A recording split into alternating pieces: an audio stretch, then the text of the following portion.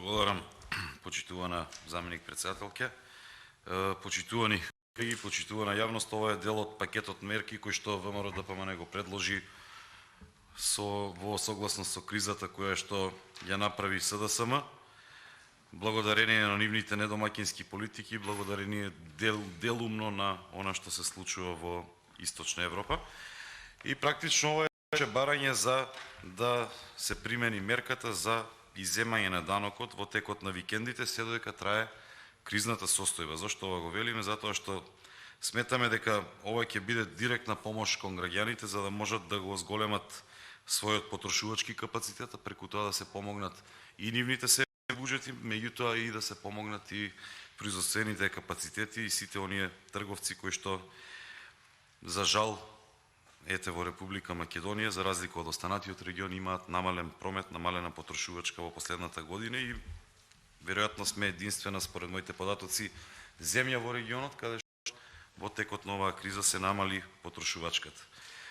Ние како одговорна опозиција предлагаме неколку преку овој пакет мерки за заштита на буџетите на граѓаните, предложивме неколку закони,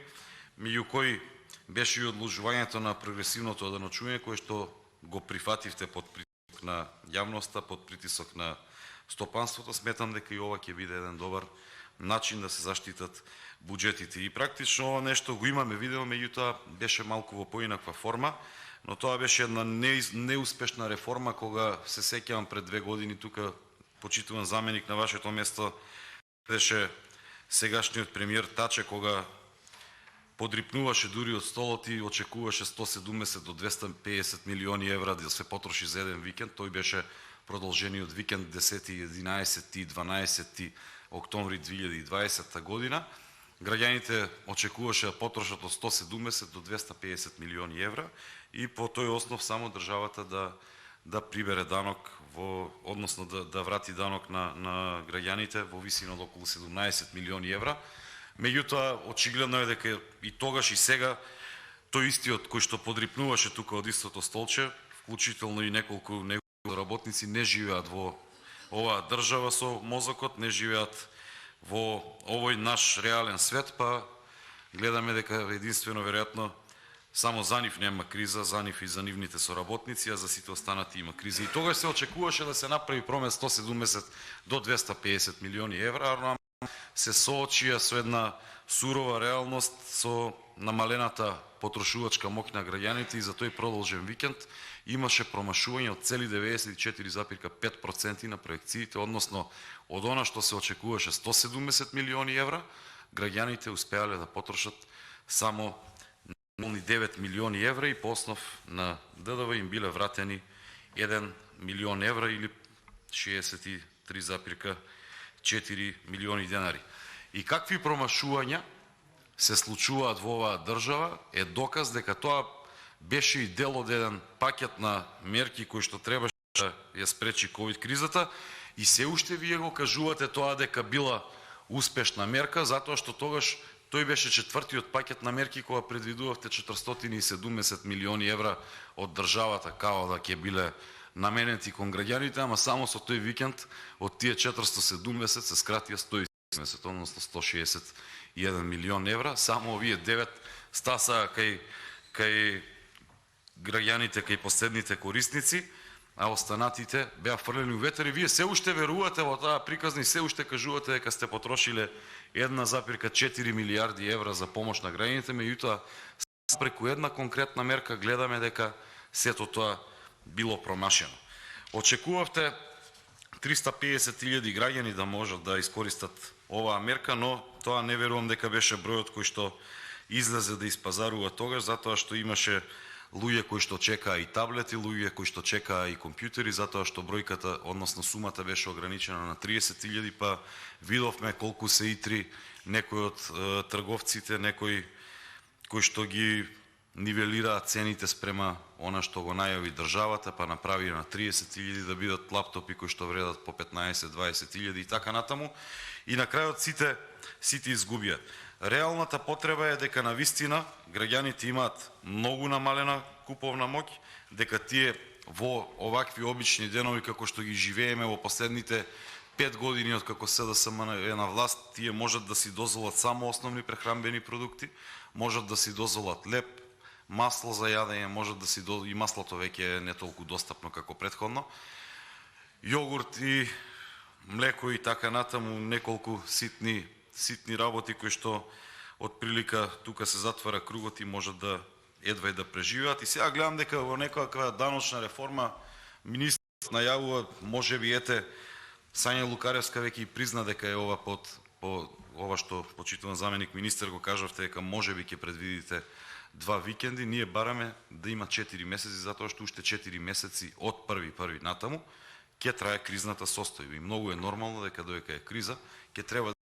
да им се помага на граѓаните. И тоа не значи дека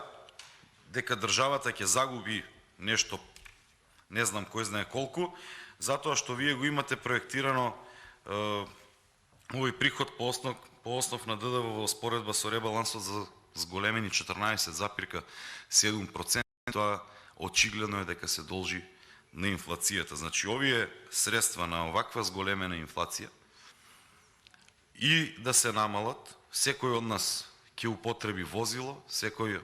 кој што ќе доставува храна до маркетите ќе употреби возило, па по основ на ДДВ и на акцизи од горивото ќе си се покрие оваа разлика. Меѓутоа, она што е многу битно, граѓаните покрај маргаринот и левот можеби ќе можат да си дозволат да си купат и сирење или кашкавал или 2 кила месо што викаше Шахпаска или ребро од ајкула што ше Фатмир Бесими. Почитувани, сметам дека не треба, ќе повторам уште еднаш, не треба да се чукате во гради кој ќе го донесе овој викенд без ДДВ. Нашиот предлог е да биде во наредните 4 месеци, затоа што има навистина реална потреба и вие треба да го прифатите. Небитно е дали ќе се донесе во форма на измена на закон, дали ќе се донесе овака амандмански па да се интервенира во буџетот. Мислам дека треба да свати дека на граѓаните им е навистина потребна помош, затоа што тие едва и крпат крај со крај. Дополнително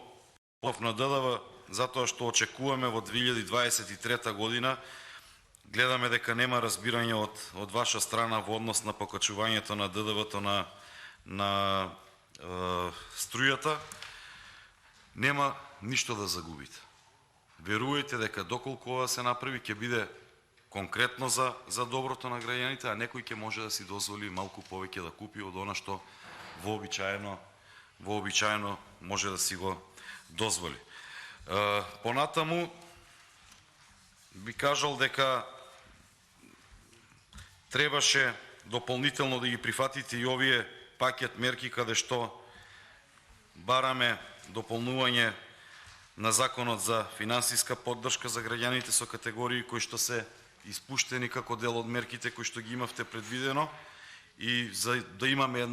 едно коректно општество кое што ќе даде еднаква мост на сите граѓани и општество кое што ќе зголеми конкуренцијата од секаков вид. Ќе повторам, станува збор за многу мала сума на средства, за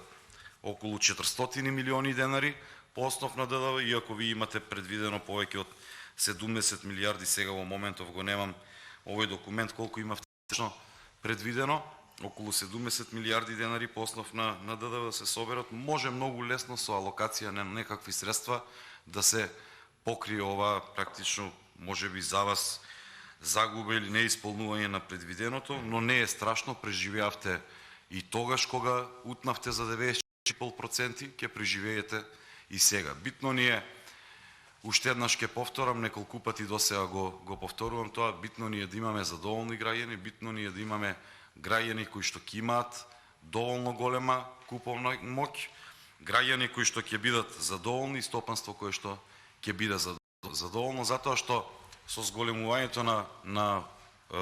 прометот ќе се зголеми ликвидноста, ќе се зголеми обртот, по сите основи ќе се влеат средства во буџетот и на крајот на криштата ќе имаме граѓани кои што нема да ги преживуваат празниците, туку ќе ги пречекаат достојно онака како што треба. И уште еднаш ќе повторам, бараме се додека трае кризата во наредните 4 месеци, дотогаш секој викенд без исклучок да биде викенд без ДДВ. Не гледам причина зошто некои мерки овака ги носите адхок за да се искористат еднаш или некакви мерки кои што се дел од некаков социјален пакет да се користат месец и пол кога прогласувате кризна состојба на цели 6 месеци. Сите мерки треба да бидат во согласност со времетраењето на кризните состојби и ако навистина имате намера или имаме сите заедно намера да им помогнеме на граѓаните, дајте да го сториме тоа заедно. Ви благодарам. Ви благодарам и јас на вас. Пријавен